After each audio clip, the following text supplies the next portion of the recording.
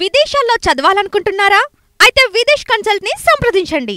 నమస్తే, welcome to cube TV network. నేను మీ శ్రావణి. ప్రస్తుతం నాతో పాటు ఉన్నారు సీనియర్ రాజకీయ విశ్లేషకులు వి ప్రకాష్ గారు. సమకాలీన రాజకీయ అంశాలకి సంబంధించి తెలంగాణలో చోటు చేసుకుంటున్న పొలిటికల్ డెవలప్మెంట్స్ పైన వారితో కాసేపు మాట్లాడదాం. సార్ నమస్తే. నమస్కారం. Thank you for your valuable time sir. Thank you sir. చూస్తున్నారు తెలంగాణలో పొలిటికల్ హీట్. అసలు టెక్నికల్గా బీఆర్ఎస్ ఎమ్మెల్యేలు వెళ్ళారు అని ప్రజలందరూ అనుకున్నారు. నేను కప్పుకుంది గుడి కండువా, అది కాంగ్రెస్ కండువా కాదు అని వెళ్ళిన ఎమ్మెల్యేలు ఒక ఎమ్మెల్యే అనటము, నేను ఇంకా బీఆర్ఎస్ ఎమ్మెల్యేనే అనటం, అసలు ఏ పార్టీలో ఉన్నారు, ఏ పార్టీ కండువాతో కొనసాగుతున్నారు అనేది కోల్పోయిన పార్టీకి వచ్చిన పార్టీ క్లారిటీ లేని ఒక స్టేట్మెంట్. అది దీన్ని ఎలా చూడాలంటారు? అంటే ఒక అభద్రతా భావము ఎమ్మెల్యేలలో ఉంది, ముఖ్యమంత్రిలో కూడా ఉంది. సాధారణంగా సరిపోని స్ట్రెంత్ వచ్చినప్పుడు ఎమ్మెల్యేలను తీసుకోవాల్సిన అవసరం లేదు. బట్ కేసీఆర్ గారు కూడా తన ముందు అనుకోలేదు 63 మంది ఎమ్మెల్యేలన్నా నాకు ఇంకెవరు అక్కర్లేదు అనుకున్నాడు. అయితే రేవంత్ రెడ్డి గారు ఎప్పుడైతే ఒక ఎమ్మెల్సీని కొనడానికి ప్రయత్నం చేశాడో అప్పుడు పోలీస్ డిపార్ట్మెంట్ ద్వారా సమాచారం సేకరించినప్పుడు వాళ్ళు చాలామంది ఎమ్మెల్యేలతో కూడా టచ్లో ఉన్నారు. కాబట్టి ఇది ఎమ్మెల్సీ ఒక్కరిని కొనడానితోనే ఆగదు, ఎమ్మెల్యేలను కూడా కొనడానికి ప్రయత్నం చేస్తున్నారు అని అప్పుడున్న ఇంటెలిజెన్స్ వాళ్ళు, కౌంటర్ ఇంటెలిజెన్స్ డిపార్ట్మెంట్స్ చెప్పాయి. దాంతో ఆయన ఇంకా మనం ఒక 10 మంది ఎమ్మెల్యేలు పోయినా కూడా మన గవర్నమెంట్ పడిపోవద్దు, కాబట్టి ఎమ్మెల్యేలను మనం తీసుకుందాం అని చెప్పేసి ఏకంగా తలసాని శ్రీనివాస్ యాదవ్ను మంత్రి చేశాడు. అది జరిగింది. అది సేమ్ అదే సిచ్యువేషన్ ఇప్పుడు రేవంత్ రెడ్డి గారు ఫేస్ చేస్తున్నారు. రేవంత్ రెడ్డి గారికి ఇప్పుడు ఆల్రెడీ 64 మంది ఉన్నారు, సిపిఐతో కలిసి 65, తర్వాత వచ్చిన బై ఎలక్షన్లో కంటోన్మెంట్ గెలిచింది, వాళ్ళకే 65 వచ్చాయి, ఇంకొక ఓటు ఎట్లాగో ఎక్స్ట్రా ఉంది.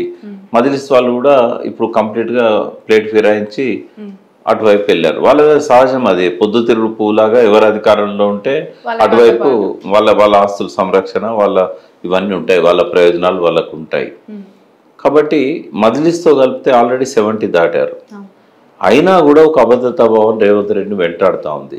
ఎందుకంటే కాంగ్రెస్లో ఒక అనైక్యత ఉంది, అది బయటపడుతుంది, ఎప్పుడో ఒకరోజు బయటపడుతుంది. రేవంత్ రెడ్డి తప్పులను కౌంట్ చేస్తున్నారు.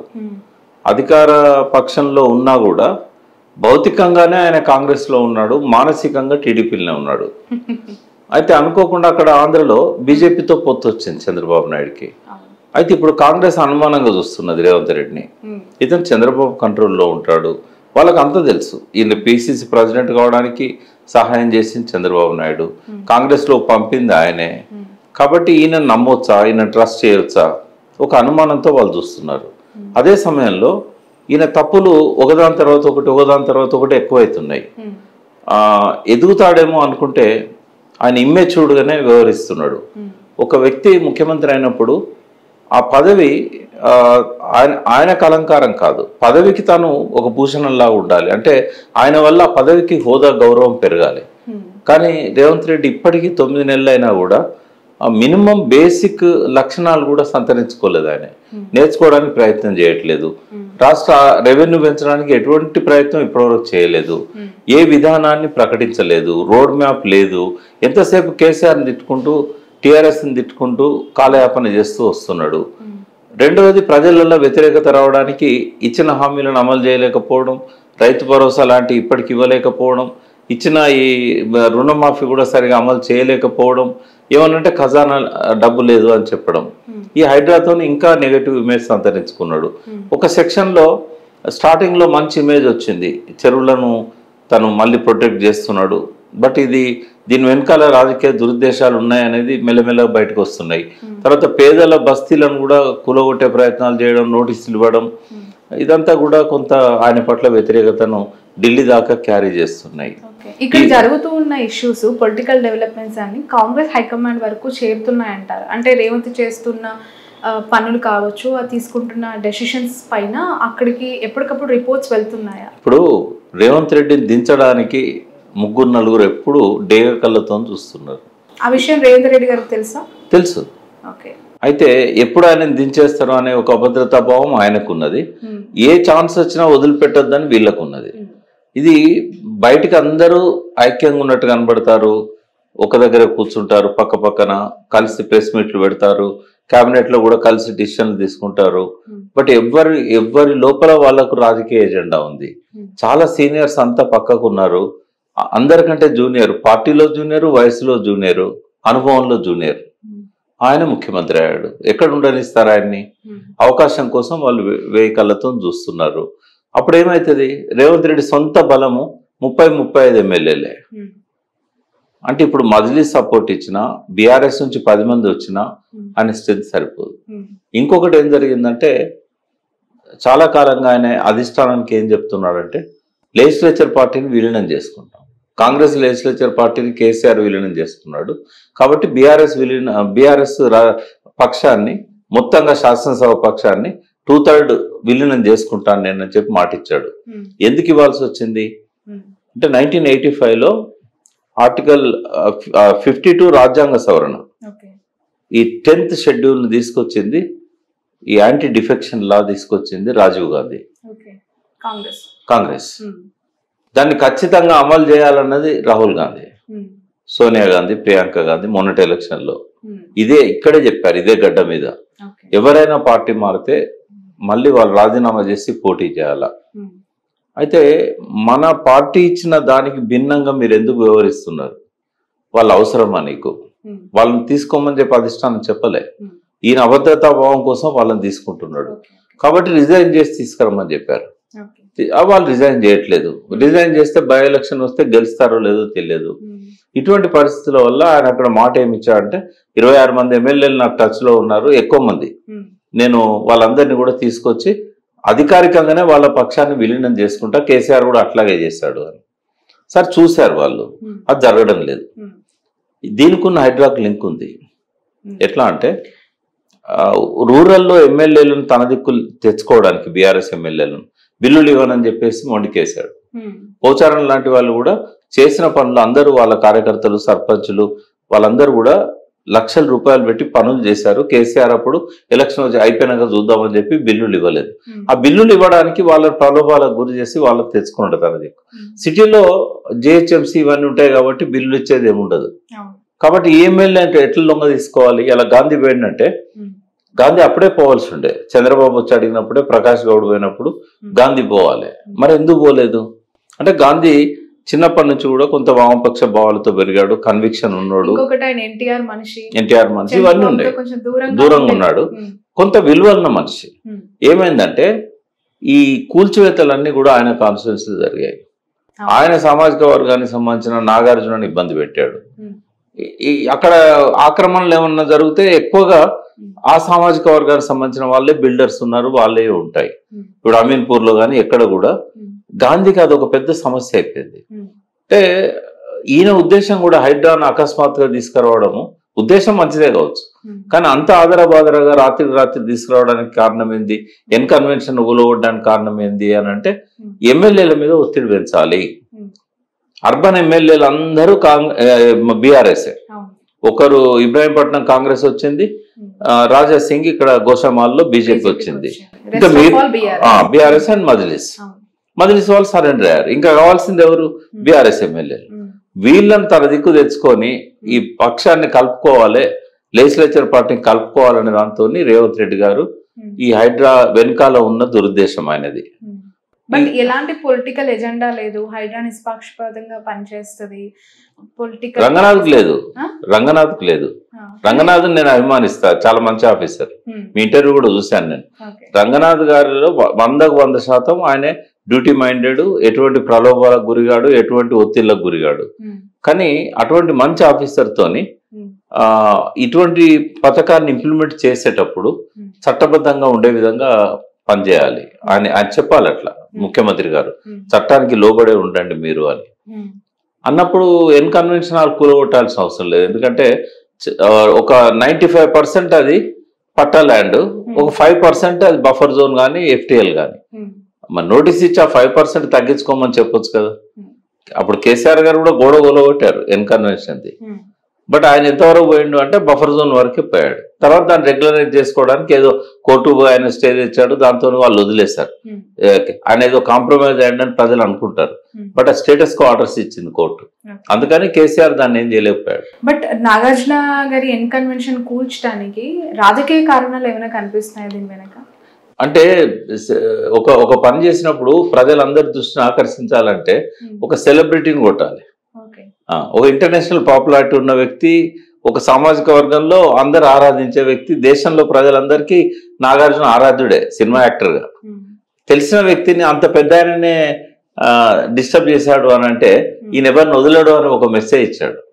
ఆ మెసేజ్ వెనకాల డబ్బు సంపాదించే ఆలోచన కూడా రేవంత్ రెడ్డి గారికి ఉంటే ఉండొచ్చు. అది అందరి లోపల ఉన్న ఒక అనుమానం, అది నివృత్తి కావాలి. అనుమానం ఏంటంటే ఇంత పెద్ద ఆయనే కొట్టిండు అంటే మిగతా బిల్డర్స్ అంతా డబ్బు సంచులు పట్టుకొని వస్తారు. కాబట్టి తనకు ఒక రాజకీయంగానే కాకుండా ఆర్థికంగా కూడా ప్రయోజనం ఉంటుంది అనేది ఒక భయానిక వాతావరణాన్ని కల్పించాలంటే ఒక సెలబ్రిటీని కొట్టాలి. తర్వాత ఎమ్మెల్యేల మీద ఒత్తిడి బాగా పెరుగుతుంది. నాగార్జున లాంటి టచ్ చేసినాక ఆ సామాజిక వర్గం అంతా ఒకటైతుంది కదా. ఒకటైంది. చంద్రబాబు దగ్గర పోయారు, ఒత్తిడి తెచ్చారు. ఫైనల్గా ఏంటంటే రాజీ పడ్డాడు. ఏంటంటే కన్వెన్షన్ హాల్ పోతే పోయింది, నీకు బహుళ అంతస్తుల భవనాలకు నేను అనుమతిస్తా, కట్టుకోమని చెప్పాడు.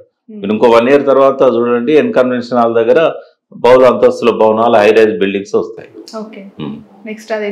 దానివల్ల నాగార్జున బెనిఫిట్ అవుతుంది. Win win situation. రేవంత్ రెడ్డికి బెనిఫిట్ అయింది, నాగార్జున బెనిఫిట్ అవుతుంది. ఓకే.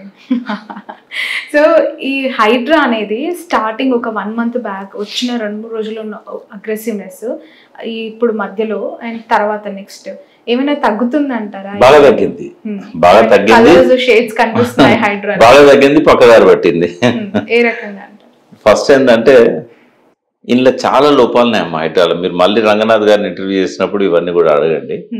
లోపాలను సవరించుకుంటూ వెళ్తామంటున్నారు ఆయన. సాధ్యం కదమ్మా, చాలా ఉన్న ఇష్యూస్ అఫ్ కోర్స్ నా దృష్టికి వస్తున్నాయి, కానీ చూస్తాను అన్ని స్టడీ చేసి వెళ్ళాల్సిన అంశం ఉంది అని అన్నారు. నేను అడ్వకేట్ గా చెప్తున్నా, రంగనాథ్ గారు నోటీస్ ఇచ్చిన ప్రతి కేసులో కోర్టు స్టే వస్తుంది. కోర్టు ప్రజల పక్షం వహిస్తుంది.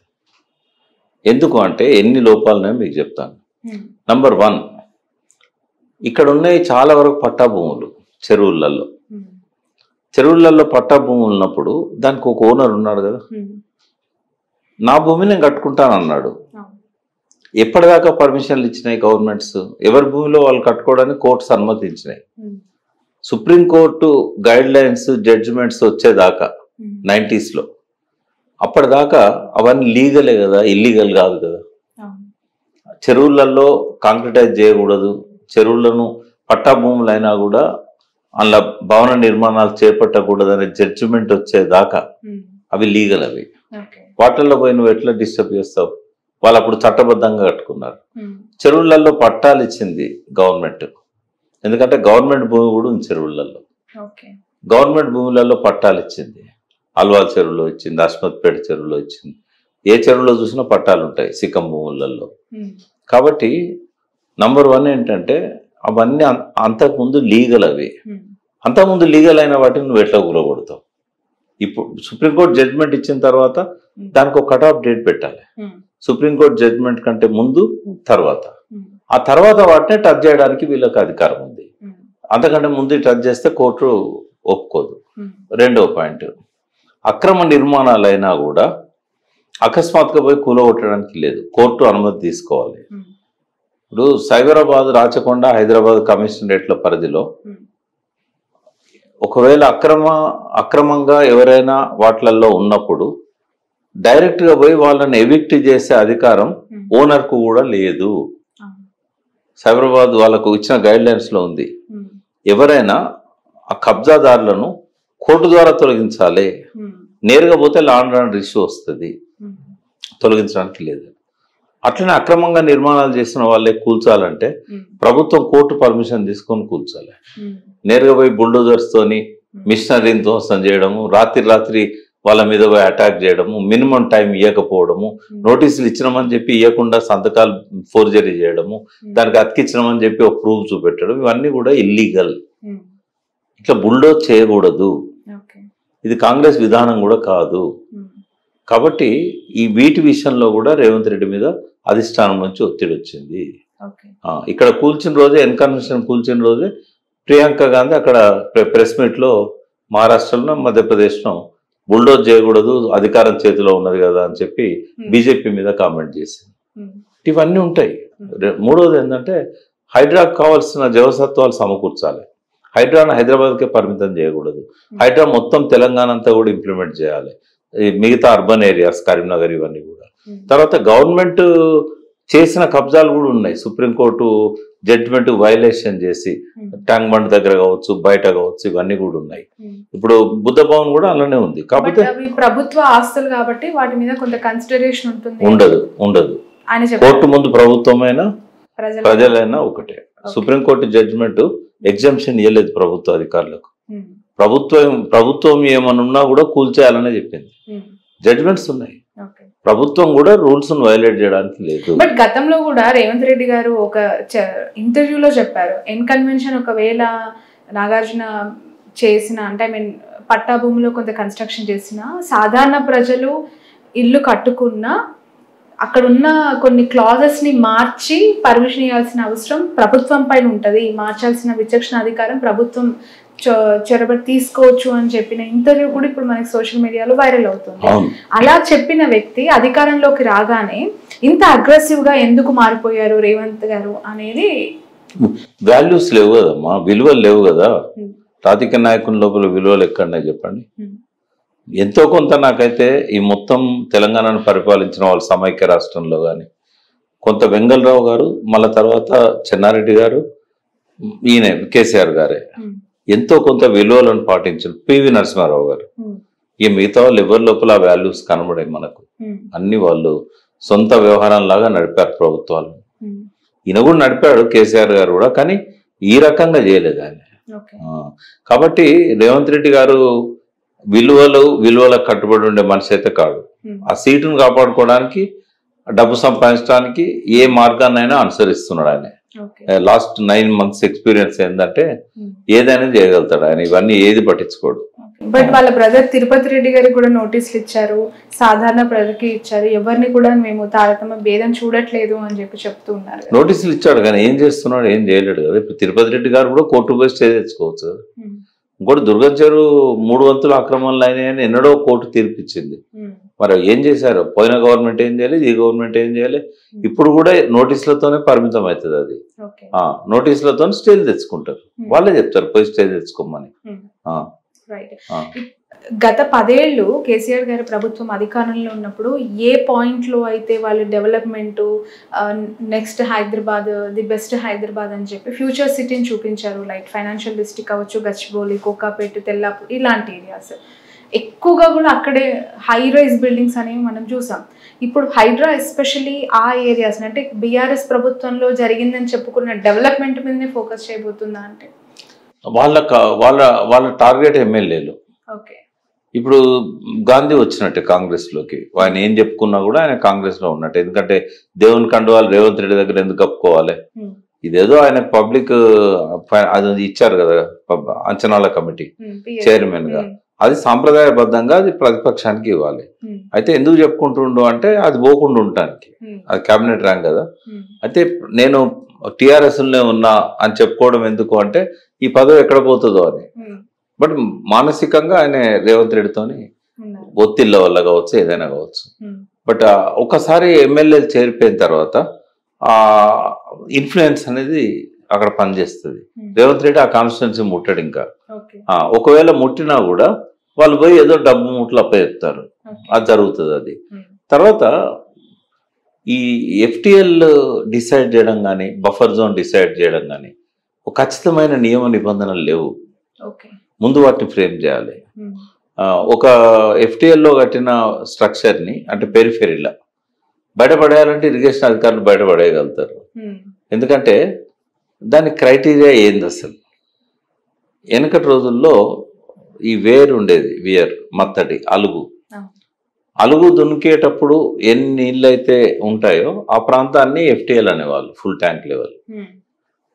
చాలా వరకు అలుగులు తగ్గించేశారు. కట్ట ఉంది, చెరువు కట్ట, రిబెట్మెంట్ ఇవన్నీ ఉంటాయి. ఆ పరిధిలో ఎన్ని నీళ్ళు ఆగుతాయి అనే దాన్ని బట్టి అక్కడ మార్క్ ఉంటుంది. మనం ఒక 10 ఏళ్ల కింద చెరువు నిండినా కూడా 10 ఏళ్ల తర్వాత ఆ మార్క్ కనబడుతుంది, నీళ్లు నిండిన మార్క్. ఆ మార్క్స్ని బట్టి కూడా ఐడెంటిఫై చేయొచ్చు మాక్సిమం ఎంత హైట్ వరకు మార్క్ ఉంది అనేది. మూడోది ఏంటంటే నీళ్లు నిండిన ప్రాంతము అనేది ఒక క్రైటీరియా అయినప్పుడు, కట్ట ఒక క్రైటీరియా అయినప్పుడు, అలుగు ఒక క్రైటీరియా అయినప్పుడు, నిజాం కాలం నాటి రికార్డ్స్ కూడా ఒక క్రైటీరియాగా తీసుకోవచ్చు. ఈ 4 ఎక్కడ పొసగవు, ఒకదానికోటి వేరియేషన్ ఉంటాయి. అయితే ఇప్పుడు ఇతన్ని బయటపడేయాలనుకుంటే ఇంజనీర్ల చేతిలో ఈ అవకాశం ఉంది. అతన్ని ఇబ్బంది పెట్టాలంటే కూడా ఇంజనీర్ల చేతిలో అవకాశం ఉంది. ఒక పారామీటర్లో బయటపడేయచ్చు, ఇంకో పారామీటర్ తీసుకుంటే అతన్ని FTL లో చూపెట్టచ్చు. ఇట్లున్నప్పుడు ఏది డిసైడ్ చేస్తారు, ఎవరు డిసైడ్ చేస్తారు? డబ్బు ప్రభావం ఉంటుంది, ఇన్ఫ్లుయెన్స్ ఉంటుంది. కాబట్టి TRS ప్రభుత్వంలో ఏం జరిగింది అనేది కూడా నేను చెప్తాను, ఎందుకంటే నేను చైర్మన్గా ఉన్నాను జలవనరుల అభివృద్ధి సంస్థకి. 185 చెరువులే మనకు డిటెక్ట్ అయినాయి ఎప్పటి వరకు 2014 నాటికి. కేసీఆర్ రాగానే సర్వే చేయించాడు, మిషన్ కాకతీయ పథకం టేకప్ చేశాడు. అర్బన్ లేక్స్ కూడా కొన్ని మిషన్ కాకతీయలో పెట్టి ఆ డబ్బుతో ఏం చేశారంటే FTL ను డిసైడ్ చేసి రామకృష్ణాపురం చెరువు కావచ్చు, ఇట్లాంటి కొన్ని సైకిల్ ట్రాక్లు, వాకింగ్ ట్రాక్స్, ఎందుకంటే మళ్ళీ ఫర్దర్ కబ్జా జరగకుండా ఉండటానికి. ఇప్పుడు ఈ 52 చెరువులు ఏవైతే కార్పొరేట్ సోషల్ రెస్పాన్సిబిలిటీ కింద ఈ బిల్డర్స్కి ఇచ్చారో బ్యూటిఫికేషన్ లో భాగంగా, ఇది కూడా కబ్జాలు చేయడానికి కాదు, కబ్జాలను ఆపడానికి. ఎందుకంటే వాళ్ళు పెరిఫెరీలో డెవలప్మెంట్ చేస్తారు, అక్కడ అపార్ట్మెంట్స్ కట్టడానికి లేదు.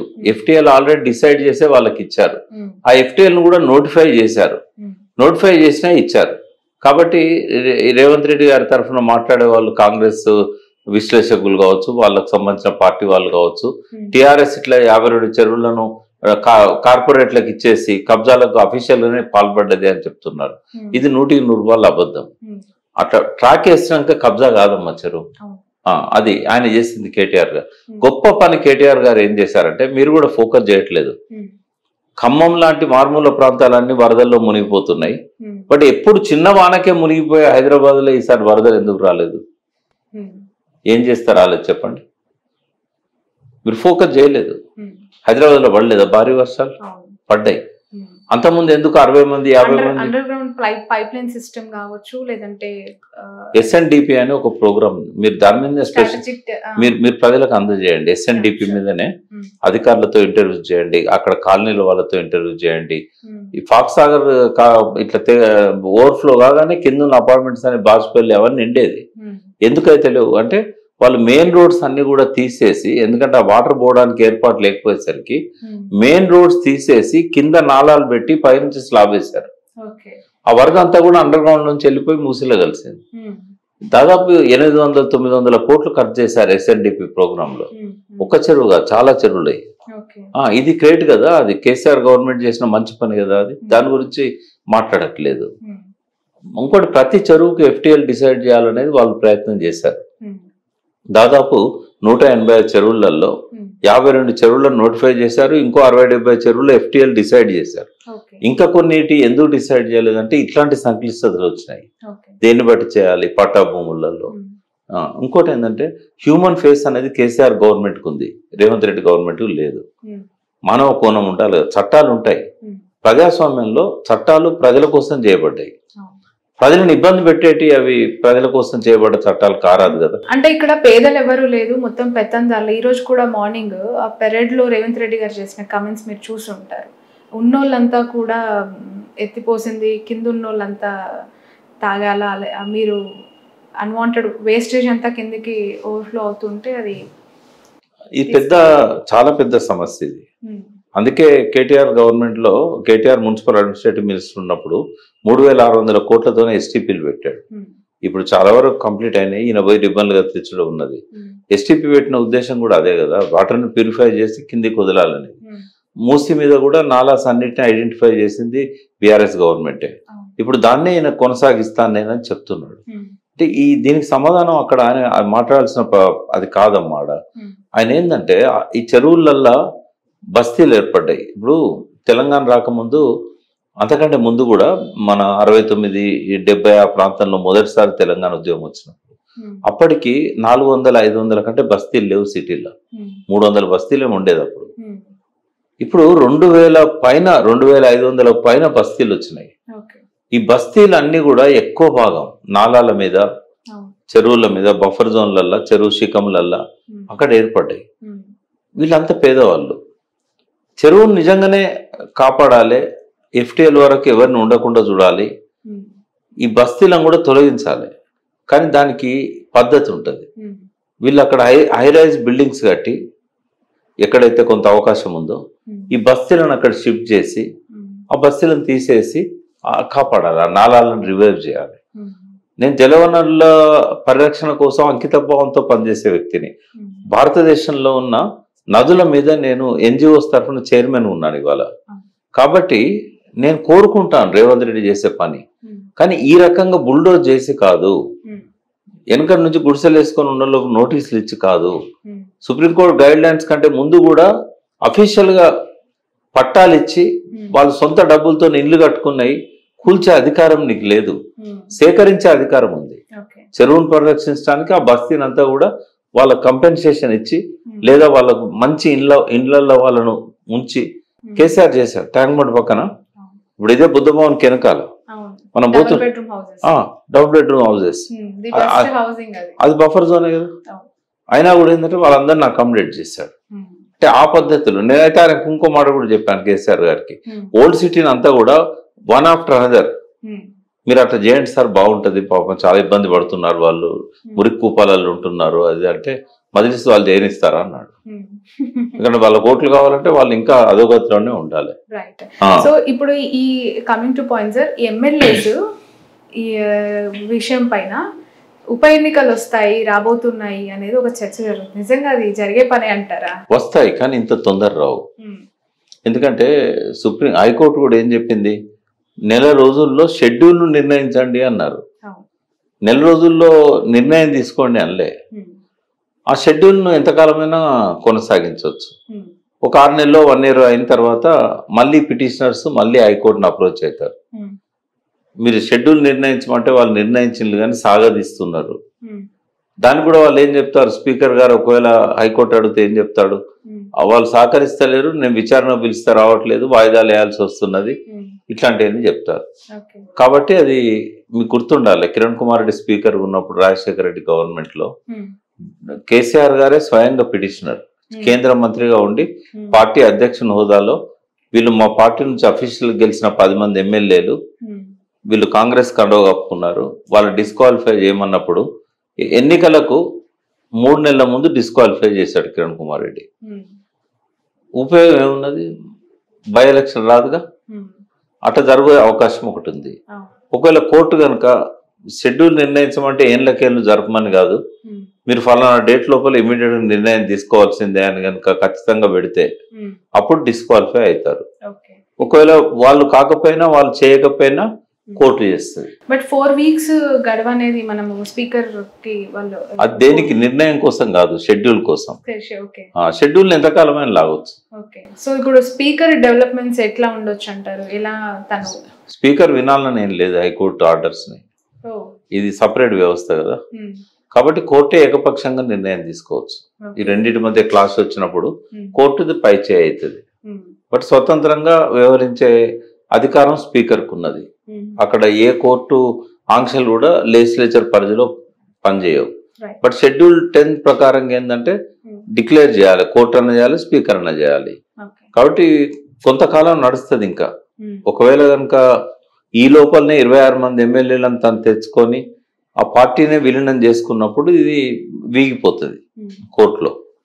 బట్ యాంటీ డిఫెక్షన్ లా ప్రకారం చేసినప్పుడు హైకోర్టు కూడా దాన్ని కన్సిడర్ చేస్తుంది. బట్ ఈ సిచ్యువేషన్స్ అన్ని చూస్తున్నప్పుడు మిగతా ఎమ్మెల్యేస్ ఎవరైతే వెళ్ళాలి, ఆ పక్క గోడ దూకుదాము అని ఎదురు చూసే వాళ్ళు డెసిషన్ తీసుకుంటారా? మారే అవకాశం ఉంది? అసలు ఇష్టపూర్వకంగా ఒక దానం నాగేందర్ తప్ప ఏ ఎమ్మెల్యే కూడా దానిలోకి పోలేదు. బిడ్డ కోసం కడియం సేరు పోయాడు, తన కోసం నాగేందర్ పోయాడు, ఆయనకున్న ఆస్తులు కాపాడుకోవడం ఇంకేదో. బట్ ఈ ఇద్దరు తప్ప ఎవరు ఇష్టపూర్వకంగా అలా పోలే, ఒత్తిళ్లకు లోనైపోయారు. కాబట్టి ఇప్పుడున్న వాళ్ళు కూడా ఒత్తిళ్లకు లోనైతున్నారు. కానీ వాళ్ళని వెంటాడే భయం ఏం తెలుసా? డిస్క్వాలిఫై అయినాక మళ్ళీ గెలుస్తామా? ఎందుకంటే కాంగ్రెస్ ఇచ్చిన హామీలను అమలు చేయట్లేదు. ఈ కూల్చివేతలలో బస్తీలు కూడా ఉన్నాయి కాబట్టి హైదరాబాద్లో కాంగ్రెస్కి ఇదివరకే ఉనికి లేదు. ఇప్పుడు ఇంకా వ్యతిరేకత పెంచుకుంటాను. అందులో పోతే మనం ఎట్లా గెలుస్తాం? ఇట్లాంటి అన్ని ఎడ్యుకేటెడ్ ఓటర్స్ ఎక్కువ ఉన్న ప్రాంతం ఇవన్నీ ఉన్నాయమ్మా. కాబట్టి వాళ్ళను వెంటాడుతున్న భయాలు ఏంటంటే మళ్ళీ ఎలక్షన్లో పోతే గెలవకపోవచ్చు. రెండవది, రాబోయే రోజుల్లో మళ్ళీ బీఆర్ఎస్కి అనుకూల వాతావరణం వచ్చే పరిస్థితి ఉన్నది, ఇవన్నీ జరుగుతున్నాయి కాబట్టి అని ఆ సంశయంలో ఆగిపోతున్నారు. బట్ 26 మంది అయితే ఎప్పటికీ రేవంత్ రెడ్డికి దొరకరు. లెజిస్లేచర్ పార్టీగా బీఆర్ఎస్ అందులో పోదు. పోయిన వాళ్ళది త్రిశంకు స్వర్గమే. వాళ్ళు ప్రభుత్వానికి వ్యతిరేకంగా అనుకూలంగా మాట్లాడలేరు. ఎందుకంటే మేము బీఆర్ఎస్ అని చెప్పుకుంటాను. టెక్నికల్ గా వాళ్ళు బీఆర్ఎస్ఏ. రెండవది, ఇక్కడున్న ప్రతిపక్షాన్ని విమర్శించలేరు. ఇంకా వాళ్ళది మౌన వీక్షకులు అవుతారు. వాళ్ళు అసెంబ్లీలో పక్క కూర్చొని పోతారు. వాళ్ళు మాట్లాడే వాయిస్ ఉండదు. వాళ్ళు సాక్షాత్తు ప్రజల గొంతుకగా ఉండాల్సిన ఈ ఎమ్మెల్యేలంతా వాళ్ళు వాయిస్లెస్ అయిపోతారు, సైలెంట్ అవ్వాల్సిన పరిస్థితి వస్తుంది. కాబట్టి వాళ్ళని ఎన్నుకున్న ప్రజలకు వాళ్ళు ఏం సమాధానాలు చెప్తారని చూడాల్సిన అవసరం. Right sir, one more question. Revanth Reddy గారు అధికారంలోకి వచ్చిన మరుక్షణం నుంచి కూడా ఇప్పటికీ ఒక 100 సార్లు ఉంటారు ఫోర్త్ సిటీ, న్యూ సిటీ అని చెప్పి. ఎందుకు సార్ ఆయనకి హైదరాబాద్, సికింద్రాబాద్, సైబరాబాద్ ఏ బాధ నచ్చలేదా? ఫోర్త్ సిటీ పైన ఎందుకు అంత ఫ్యాంటసీ, అంటే ఎందుకు ఇష్టం చూపిస్తున్నారు? అక్కడ ఏం డెవలప్ చేయాలి అని రేవంత్ రెడ్డి గారికి ఉన్న ఆలోచన కావచ్చు, ఇంటెన్షన్స్ ఏంటి టువర్డ్స్ కాంగ్రెస్ పార్టీ? వీళ్ళు ప్రజలను టార్గెట్ చేసి పరిపాలించడం లేదు. ప్రజలకు ఏం కావాలి, ప్రజల అవసరాలు ఏంటి, నా ముద్ర ఉండాలి. కాబట్టి ఆ ఫోర్త్ సిటీ అంటే రేవంత్ రెడ్డి పేరు కనబడాలి. రెండవది ఏంటంటే అక్కడ ఫార్మాసిటీ కోసం కేసీఆర్ గారు ఒక 12-13 వేల ఎకరాలు సేకరించాడు. ఇంకో 7-8 వేల ఎకరాలు పైప్ లైన్ లో ఉన్నది. అయితే దాన్ని ఫార్మాసిటీ కోసం కాకుండా ఈ ఫోర్త్ సిటీ కోసం దీన్ని అన్ని రకాలుగా నేను డెవలప్ చేస్తాను ఒకటి హామీ ఇస్తున్నాడు. ఇప్పుడు ఎందుకు దాన్ని ముందుకు తీసుకొస్తున్నాడు అంటే రియల్ ఎస్టేట్ డమాల్మ్ అన్నది. మీరు పోయి ఎంక్వైరీ చేసినా కూడా రియల్ ఎస్టేట్ ద్వారా వచ్చే ఇన్కమ్ సగానికి పడిపోయింది ఈ 2 నెలల్లో. ఎందుకు నాకు అర్థం కాలేదు. అదంతా మీడియా సృష్టి, ప్రతిపక్షాలు చేస్తున్న కుట్ర అని మాట్లాడుతూ ఉన్నప్పుడు నిజంగానే డమాల్ అయ్యింది. ఇది మనకు సాక్ష్యాధారాలతో మీకు తెలవాలంటే ఇక్కడ కూర్చొని ఒక ఫోన్ కొట్టండి సబ్ రిజిస్ట్రార్స్ కి. లాస్ట్ మంత్ మీ ఆఫీస్ నుంచి ఎంత రెవెన్యూ ఉంది, లేదా డైరెక్ట్ హెడ్ ఆఫీస్ లో ఉన్న రిజిస్ట్రార్ ఉంటుంది కదా, ఆ రిజిస్ట్రార్ కి డీజీ ఉంటాడు, డైరెక్టర్ జనరల్ రిజిస్ట్రేషన్స్. ఆయన ఫోన్ చేసి మంత్లీ ఇన్కమ్ పెరుగుతున్నదా తగ్గుతున్నదా? హైడ్రా వల్లనే అంటారా ఎందుకు పడిపోయింది? హైడ్రా ఒక ప్రధాన కారణం. కానీ ఖజానాలు లూటీ చేశారు, లంకె బిందెలున్నాయి అనుకుంటే ఖాళీ కుండలున్నాయి, మా దగ్గర డబ్బే లేదు అన్నప్పుడు డెవలప్మెంట్ ఉండదు. డెవలప్మెంట్ లేనప్పుడు ఎవరు రారు, ఇన్వెస్ట్ చేయరు, ఇమ్యూనిటీస్ ఉండవు. కాబట్టి ఒక రాంగ్ మెసేజ్ ఇచ్చాడు రేవంత్ రెడ్డి. రావడమే ఖజానా ఖాళీ అంటే ఎందుకు వస్తారమ్మా? తర్వాత ఆల్రెడీ తెలంగాణ బీఆర్ఎస్ గవర్నమెంట్ ఉన్నప్పుడు ఏదైతే కన్స్ట్రక్షన్ అయిన ఏరియా ఉన్నదో కొన్ని కోట్ల స్క్వేర్ ఫీట్ ఏరియా ఖాళీ ఉంది, అవి నిండట్లేదు. ఇంకో ఫోర్త్ సిటీ కడితే ఎవరు వచ్చి ఉంటారు అక్కడ? ఫోర్త్ సిటీ ఎవరు కడతారు? గవర్నమెంట్ కట్టదు కదా. ఇప్పుడు ఫైనాన్షియల్ డిస్ట్రిక్ట్ మొత్తం గవర్నమెంట్ కట్టిందా? గవర్నమెంట్ ఎమ్యూనిటీస్ ఇస్తుంది. ఆడ ఎమ్యూనిటీస్ ఇవ్వడానికి కూడా లేవుగా నీ దగ్గర డబ్బులు. ఖాళీ ఖజానా అంటే ఎవరు నమ్మి నీ దగ్గర ఇన్వెస్ట్ చేయాలి? ఇప్పుడు ఫార్మాలో ఇన్వెస్ట్మెంట్స్ వచ్చాయి, వాళ్ళని కాదని ఇప్పుడు అక్కడ వేరే డెవలప్ చేస్తారంటున్నావు, వాళ్ళు ఏం కావాలి? ఇట్లాంటివన్నీ సమస్యలు ఉన్నాయి. రెండవది, ఓన్లీ హై రైజ్ బిల్డింగ్సే అభివృద్ధికి సంకేతమా? బీఆర్ఎస్ పాలనలో అభివృద్ధి అంటే ఏంటంటే ఫైనాన్షియల్ డిస్ట్రిక్ట్ కాదు అభివృద్ధి, డబుల్ డిజిట్ ఎకనామికల్ గ్రోత్. ఒక స్టేజ్లో అయితే 21% పోయింది. కోవిడ్ కంటే ముందున్న సంవత్సరము 21% ఎకనామిక్ గ్రోత్ చూపెట్టగలిగారు. తర్వాత 45-50 వేల కోట్లు ఉన్న 59 వేల కోట్ల రాబడులు 2014లో ఉంటే దాదాపు 1,50,000 కోట్లు దాటింది అది 2023 నాటికి. మరి నీకు ఇన్ని రెట్ల అభివృద్ధి అక్కడ కనబడ్డది. ప్రజల జీవన ప్రమాణాలు పెరిగినాయి, ఆత్మహత్యలు తగ్గినాయి, వలసలు తగ్గినాయి, వలసలు రివర్స్ అయినాయి కూడా. తర్వాత అగ్రికల్చర్ గ్రోత్ విపరీతంగా పెరిగింది. 45 లక్షల మెట్రిక్ టన్నుల నుంచి 3.5 కోట్ల మెట్రిక్ టన్నులకు ధాన్యం పోయింది. 20 లక్షల ఎకరాల పంటలు పండిన దగ్గర నుంచి ఏది సాగునీటి వసతితో ప్రభుత్వం ఇచ్చిన సాగునీటి వసతి 80 లక్షల ఎకరాలకు పోయింది. అది మిషన్ కాకతీయ ద్వారా 3-4 లక్షల ఎకరాలు పండే చెరువు కింద 15 లక్షల ఎకరాలు పండింది. ఇదంతా గ్రోత్, ప్రజల జీవన ప్రమాణాలు పెరగడమే నిజమైన అభివృద్ధి. దానికి నీ దగ్గర ప్రణాళికే లేదు కదా. ఇప్పుడు కేసీఆర్ గారిని తప్పబడుతున్నావు, నీ విధానం ఏందో చెప్పవు, ఎంతసేపు అప్పులు అంటావు, జరిగిన అభివృద్ధిని చూపెట్టావు, మరి ఒక రాంగ్ ప్రొజెక్షన్. ఇంకోటి, మొన్న ఏ ఆర్టిఫిషియల్ ఇంటెలిజెన్స్ సదస్సు జరిగింది, సమ్మిట్ లో ఒక బుక్ రిలీజ్ చేసింది గవర్నమెంట్, ఈ 4 సిటీకి సంబంధించింది. ఆ బుక్ లో విధ్వంసమైంది, 100 ఏళ్ళ విధ్వంసమైంది, 50 ఏళ్ళ విధ్వంసమైంది అని చెప్పిన రేవంత్ రెడ్డి ప్రభుత్వం అద్భుతమైన గ్రోత్ లాస్ట్ 10 ఏళ్ళు జరిగిందని ఆ బుక్ లో చూపెట్టారు. మీరు ఆ బుక్ తెప్పించి మీరు వీడియో రికార్డ్ చేయండి. ప్రతి రంగంలో జరిగిన గ్రోత్ గురించి ఆ బుక్ లో మెన్షన్ చేశారు. సైబర్ అది పేరు పెట్టారు, అదేది న్యూయార్క్ లో ఉంటుంది కదా ట్విన్ టవర్స్ ఏమన్నా మనం, అది ఆ పేరుతో వాళ్ళు రిలీజ్ చేశారు దాన్ని. బిజినెస్ సంబంధించి ఎంకరేజ్ చేయడం కోసం ఇన్వెస్టర్లకు ఇచ్చిన బుక్ అది. మరి అందులో ప్రతి పేరాల 10 ఏళ్లలో జరిగిన అభివృద్ధిని రాసావు కదా నువ్వు. మరి ప్రజల కళ్ళు కప్పి ఇంగ్లీష్ లో రాస్తే ప్రజలకు అర్థం కాదా? ఛానల్స్ లేవా, సోషల్ మీడియా లేదా? అంటే ప్రజల దగ్గర ఒక మాట, ఇన్వెస్టర్ల దగ్గర ఒక మాట, మీడియా ముందు ఒక మాట. ఇది పద్ధతి కాదమ్మా, ఇది పాలన సరిగా లేదు. ఓకే, అఫ్ కోర్స్ ఒకవేళ డెవలప్మెంట్ చేయాలి అనే ఇంటెన్షన్స్ ఉన్నా ఎమ్యూనిటీస్ చూపించగలగాలి గవర్నమెంట్ అంటున్నారు. ఈ 5 ఏళ్లలో ఎంతవరకు ముందుకు వెళ్ళగలుగుతారు ఆ సిటీ విషయంలో, డెవలప్మెంట్ విషయంలో? ఓన్లీ ప్రచారం వరకే ఉంటుంది 4th సిటీ అనేది. రియల్ ఎస్టేట్ వాళ్లకు ఇక్కడ నుంచి వేరే దిక్కు ఇన్వెస్ట్మెంట్స్ డైవర్ట్ చేయకుండా ఉండడానికి తన ఒక ఆకర్షణీయమైన నినాదం ఇస్తున్నాడే తప్ప అది అమలు చేసే ప్రణాళిక లేదు, కార్యాచరణ లేదు. ఇన్వెస్ట్మెంట్స్ వాటంతట అవి రావు, మనం అవి చేయాలంటే చాలా కష్టపడాలి. కాబట్టి ఆ కార్యాచరణ ప్రణాళిక లేదు, దానికి కావాల్సిన డబ్బు లేదు. ఉన్నాయే పూర్తిగా నిండట్లేదు, చాలా బిల్డింగ్స్ ఖాళీగా ఉన్నాయి. కాబట్టి కొత్తగా 4th సిటీకి ఇప్పట్లో అవకాశం లేదు. రేవంత్ రెడ్డి కనుక 10 ఏళ్ళు ముఖ్యమంత్రిగా ఉంటే 6వ సంవత్సరం నుంచి దానికి ఏమన్నా కార్యరూపం దాల్చుతుందేమో. ఇంకోటి, ఇచ్చిన హామీలు అమలు చేయడంలోనే ఈ డబ్బు సరిపోతలేదు కదా, ఇంకా దానికి ఎక్కడి నుంచి తెస్తాడు? తెచ్చే ఆలోచన కూడా లేదు ఆయనకి. మాలాంటి వాళ్ళని కూర్చోబెట్టుకుంటే నేను చెప్పగలుగుతా 1 లక్ష కోట్ల రెవెన్యూ తెలంగాణకు ఎట్లా తీసుకురావచ్చు అనేది నేను చెప్పగలుగుతా. కానీ ఆయన మాలాంటి వాళ్ళని ఎవరిని టచ్ చేయట్లేదు. ఆయన ఒక థింక్ ట్యాంక్ లేదు ఆయనకి. కూర్చోబెట్టుకొని అడిగితే సలహాలు ఇస్తాం, అది ఆయన ఎన్నడూ ఆలోచించట్లేదు. అది ఎప్పుడు అవతల వాళ్ళని బ్లేమ్ చేయడం అనేది ఎలక్షన్ల ముందు చేయాలి. ఈ 4 ఏళ్ళు అదే పని చేస్తే ఉపయోగం ఏమున్నది ఇప్పుడు?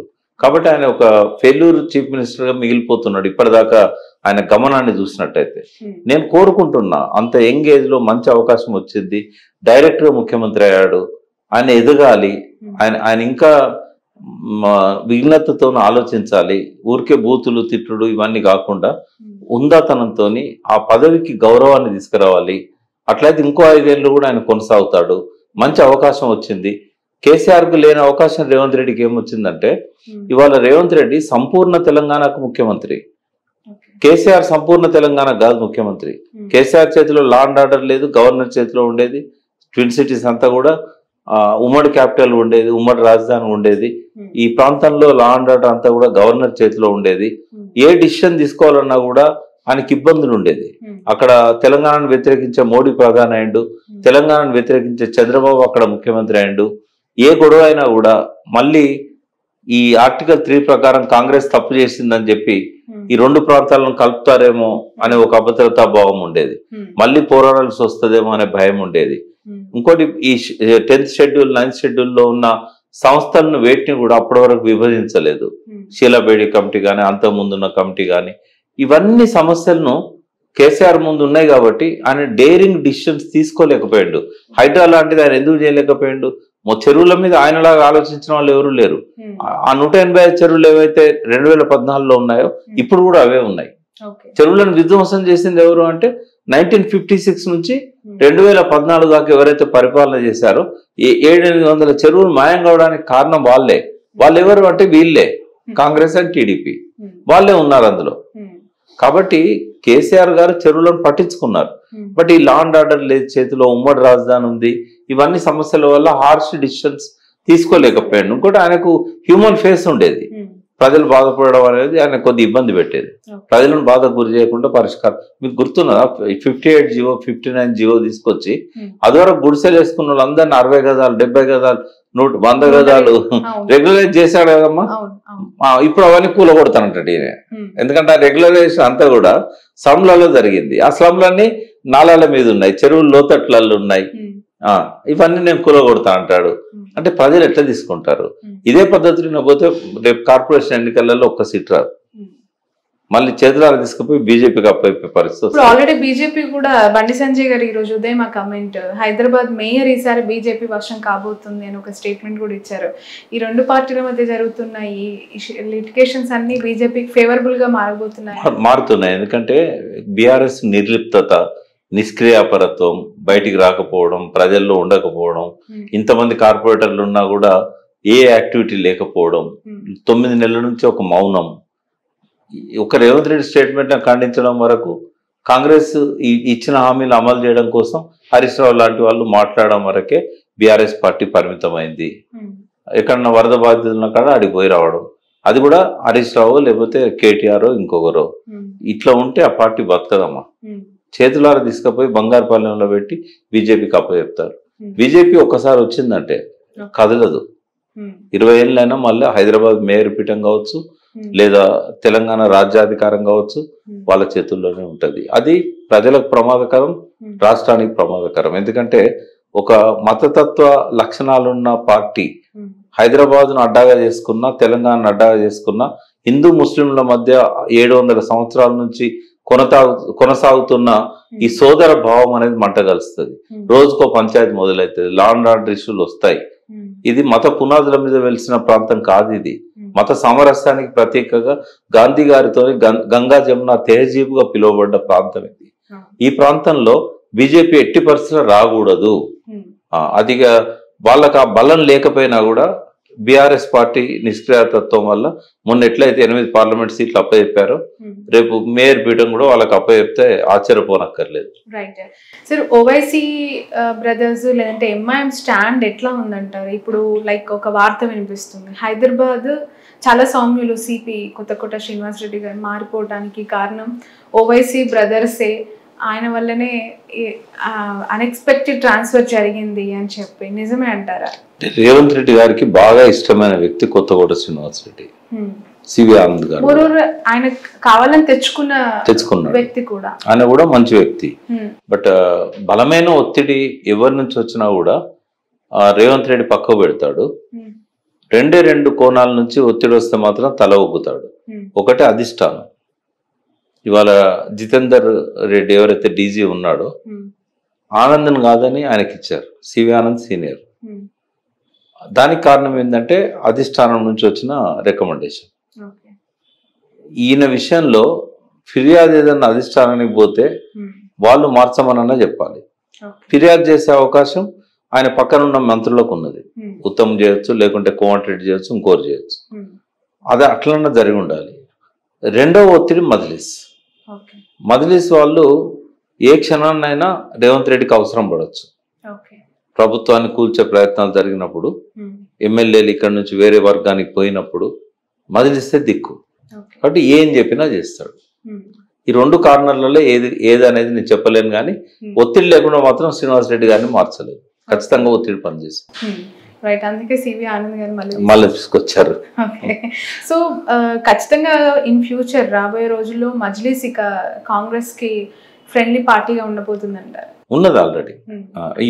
అంటే మీరు ఏ పార్టీ అన్నా అధికారంలోకి రానియండి. మీకు ఇంకో మాట చెప్తా, రేపు బీజేపీ అధికారంలోకి వచ్చింది అనుకోండి, వాళ్ళు బీజేపీకి సరెండర్ అవుతారు.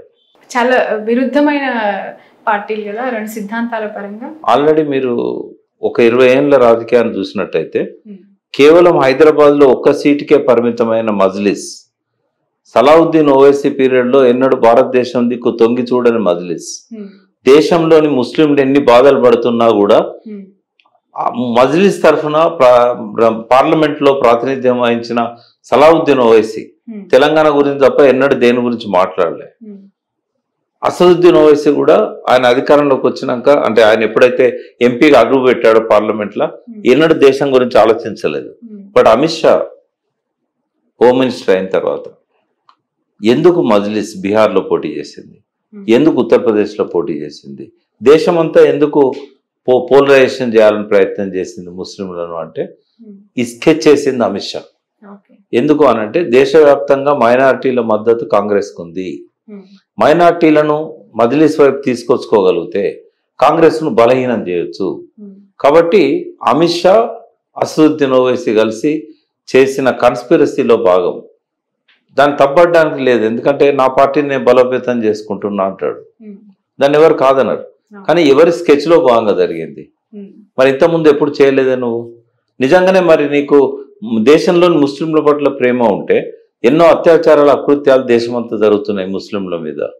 మరి ఎక్కడికి పోయినావు నువ్వు? ఎవరి పక్షాన్ని నిలబడ్డావు? ఎలక్షన్లు అప్పుడు పోయి క్యాండిడేట్లను పెట్టడం తప్పితే దేశవ్యాప్తంగా విస్తరించడానికి నువ్వు చేసిన ప్రణాళిక ఏంటి అసలు? మజ్లిస్కి అంత పెద్ద బ్రాడ్ మైండెడ్ ఆలోచనలు ఏమి ఉండేయమ్మా. వాళ్ళకి రెండు ముస్లిమ్స్ అంతా వాళ్ళ కంట్రోల్లో ఉండాలంటే వాళ్ళు పేదరికం ఉండాలి, నిరుద్యోగం ఉండాలి, అవిద్య ఉండాలి, వాళ్ళు ఎప్పుడు ఆధారపడే విధంగా ఉండాలి. ప్రతి అవసరానికి ఓవైసీ సోదరులను మజ్లిస్ను అడిగేటట్టుగా ఉండాలి వాళ్ళు. రెండవది ఏంటంటే ఎవ్రీ ఇయర్ ఆస్తులను పెంచుకోవాలి, ఆస్తులను పరిరక్షించుకోవాలి, ఏదో చారిటీ చేసినట్టు కనబడాలి, ముస్లిం కమ్యూనిటీకి ప్రతినిధులుగా మీడియాలో ఫోకస్ కావాలి.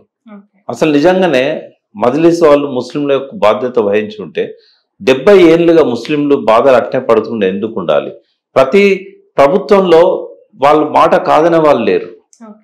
మరి ముస్లింల అభివృద్ధి కోసం ఏం చేశారు వీళ్ళు? మజ్లిస్ ఏం చేసింది? పాత బస్తీ పోయి ఇంటింటికి అడిగితే 70 ఏళ్లలో వాళ్ళ జీవితాల్లో ఏమన్నా మార్పులు వచ్చినాయా? ఏ నాలానైనా వాళ్ళు పూర్తి చేసి దాన్ని మంచిగా చేయగలిగారా? మురికి కూపంలో ఉన్న వాళ్ళను మంచి ప్రదేశంలోకి షిఫ్ట్ చేయగలిగారా? అక్కడ మంచి వాతావరణాన్ని ఏర్పాటు చేయగలిగారా? వాళ్ళ జీవన ప్రమాణాలు పెంచడంలో ఏమన్నా చేయగలిగినలా? మరి వాళ్ళే కదా ప్రతినిధులు. 50 ఏళ్ళ నుంచి వాళ్ళే కదా, తండ్రి తర్వాత కొడుకులు, రేపు మనవలు వస్తున్నారు. మరి వాళ్ళు ఏం చేశారని వాళ్ళు 50 ఏళ్ళ బీఆర్ఎస్ కన్నా చరిత్ర ఉంది. 10 ఏళ్ళలో ఏం చేశారంటే చెప్పడానికి ఇంత పుస్తకం రాయొచ్చు. కాంగ్రెస్ కూడా ఏం చేసిందంటే రాయడానికి చేయదు. మజ్లిస్ ఏం చేసింది? రైట్. పిసిసి కొత్త అధ్యక్షుడిగా బాధ్యతలు తీసుకున్న మహేష్ కుమార్ గౌడ్ గురించి అంటే ముందుగా బీసీకి ఇచ్చినందుకు నేను కృతజ్ఞతలు చెప్తున్నా కాంగ్రెస్ పార్టీకి. ఎందుకంటే ఒక బీసీకి వాళ్ళు క్లెయిమ్ చేసుకుంటున్నారు ఒక ఎస్సీ అక్కడ ఒక బీసీ ఇక్కడ అని చెప్పి మంచిదేనమ్మా. ఎందుకంటే బీసీలు ఎదగాలని నేను కోరుకుంటా. బీసీలు 50% ఉన్నప్పుడు ఇప్పుడు కంటిన్యూగా ఒకే సామాజిక వర్గానికి అధ్యక్షులు వస్తూ ఉంటాయి. మనము కమ్యూనిస్ట్ పార్టీ చూసినట్టయితే మొత్తం చరిత్ర మొత్తం ఒకటే సామాజిక వర్గం. సరే వాళ్ళు ఏమన్నా ఆలోచించండి కానీ కాంగ్రెస్ లో కూడా ఎక్కువ అగ్రకులాలకే అధ్యక్ష పదవి వచ్చేది. డి శ్రీనివాస్కి ఇచ్చారు 2 సార్లు, కేశవరావు గారికి ఇచ్చారు, ఇప్పుడు మహేష్ గౌడ్కి ఇచ్చారు. మంచిది, అది అభినందించదగ్గది. ఆయన కూడా చాలా సీనియర్. రసవత్తరమైన పోటీలో అంటే ఒకటి ఏంటంటే ముఖ్యమంత్రికి ఇష్టం లేని వ్యక్తికి కానీ ముఖ్యమంత్రిని విభేదించే వ్యక్తికి కానీ ఇయ్యరు ఎప్పుడు.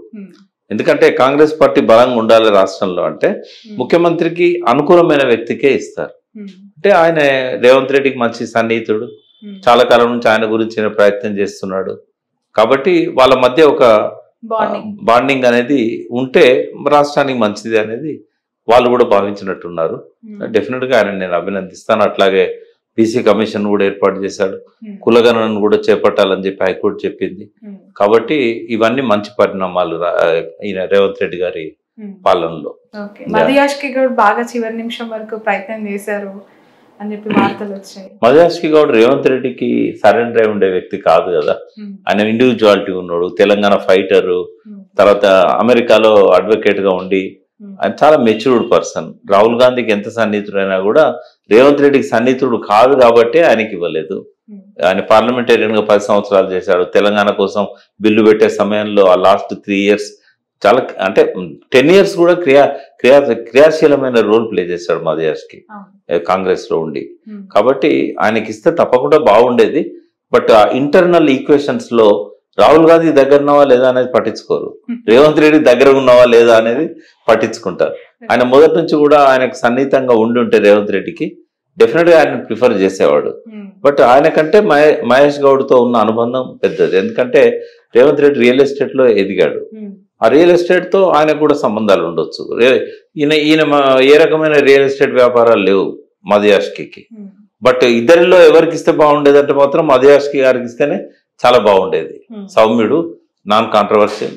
కానీ రేవంత్ రెడ్డి గారితో ఉన్న అన్యోన్య సంబంధాలు ఆయనను ఇవాళ మహేష్ గౌడ్ గారిని చేసి, కానీ ఆయన కూడా డిజర్వ్డ్ అమ్మ. ఎందుకంటే 25 ఏళ్ల కింద NSCI అధ్యక్షుని ఉండి మొదటి నుంచి కాంగ్రెస్ నమ్ముకొని ఆ పార్టీని అడ్డుపెట్టుకొని ఉన్న వ్యక్తిగా మధుయాష్కి కంటే కూడా ఒక రకంగా ఆయన కాంగ్రెస్ పార్టీలో సీనియర్ అని చెప్పొచ్చు. మధుయాష్కి కూడా డైరెక్ట్ గా ఎంపీగా వచ్చాడు కాంగ్రెస్ లోకి.